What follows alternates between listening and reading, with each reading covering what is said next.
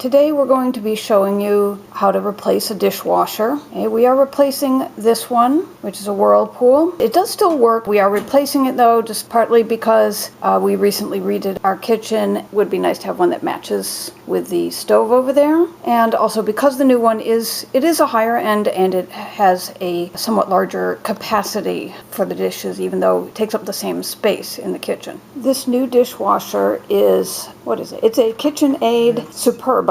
Tools and parts you need. I got this from Home Depot, $3. It's called a dishwasher elbow. New dishwasher has this kind of thing. Sears sell a kit, $16, including the elbow, but you have to also buy the water supply pipe. I don't need to buy water supply, therefore I got this elbow. And some wrench, could be different size wrench and screwdrivers. You may need some pliers for the water hose. Another tool is this kind of a hex screwdriver to open the KitchenAid electrical box. So this is a Craftsman T15. There are three interfaces. One is electrical, one is a water supply, one is the drain pipe. I'm going to show you how to disconnect from the old one, connect to the new one. Because the replacement, this is a relatively new, so I didn't buy new set of installation kits including those hardware. So I'm just going to use the old one. First, you need to disconnect the electrical. There's a plug here. You just unplug it, you take it out. Oh, that's the wrong one. Make sure you don't unplug the disposal. The second one is the water supply. You need to shut this valve. This is important, otherwise you're going to have a flood. And third one is this drain. I think I will leave it now to see how long it is if I really need to disconnect it. To remove the dishwasher, there are two screws. One is here and one is here. So you need to remove that one. Once those two screws are removed, you're going to move this out. There are two wheels on the back and front doesn't have a wheel, so you need to lift a little bit. Just wiggle this out. Once you move a little bit here, you can see this water supply is not long enough. You can, from the side, you can see it. You need to remove the front panel by removing those two screws. Use this wrench to disconnect the water. This is a water supply. And disconnect that. Maybe there's a leak, a little bit leak, but it's okay. So this is the old type of water supply adapter, and I'm showing you the comparison of the new one. New one looks like this. It's much larger. On the top it's like 1 inch. This side is 3/8.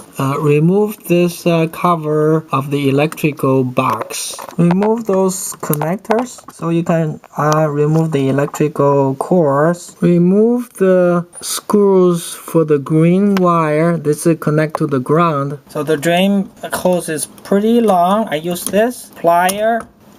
Just move it down. So now it's almost disconnected. I just use hand to disconnect this black hose from here. So this will look like once you remove the dishwasher, electric core, water pipe, and the black one is the drain pipe. Make sure when you disconnect it, it doesn't flood your kitchen because there is some still water trapped inside. So we are connecting the drain hose here. You just need to push it in hard, and then once you push it in, move this up there. Removing the front panel just with a screwdriver so I can make the connection on the electrical box. This looks like some kind of document. The electrical box is here, exactly the same as the old dishwasher. Open the electric box here. The screw for the KitchenAid is not Phillips, it's not flat, but it's this kind of screwdriver. You need to use this kind of to open it. And once you open, you need to just push this whole thing to the position.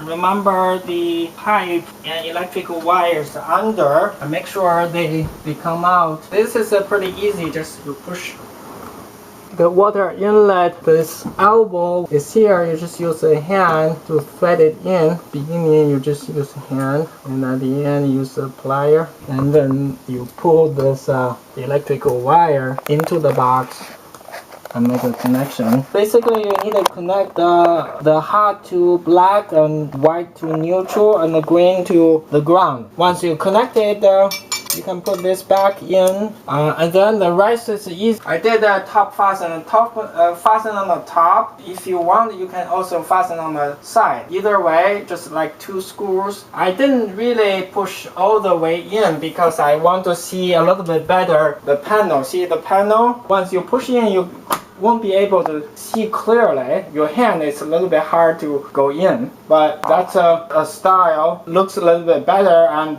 it's not as easy for you to bump into the false start. Okay, so you have to program it on the top and then shut the top. Yeah. Okay, so that's the way it's supposed to work. Right. Of course, you secure the water supply, use the plier, make sure it's secure, and turn on the water supply, plug in your electrical outlet. Okay, and once we see it's working, then there's just attaching that front panel, right? Yeah, just I leave it so I can absorb whether there's a leakage. The inside is pretty interesting. It has a top rack. Utensil rack.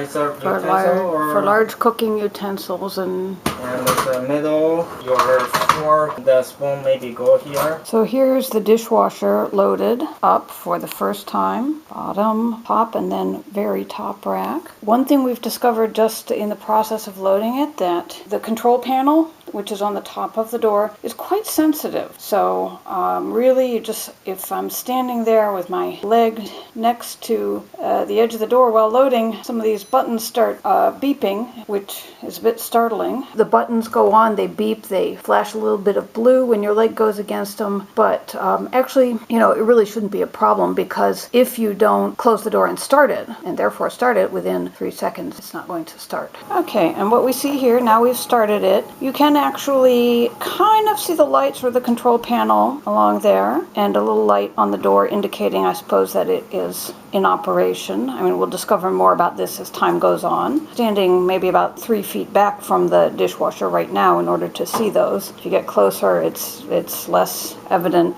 Right now, it's just started. So far, extremely quiet. Well, we'll find out.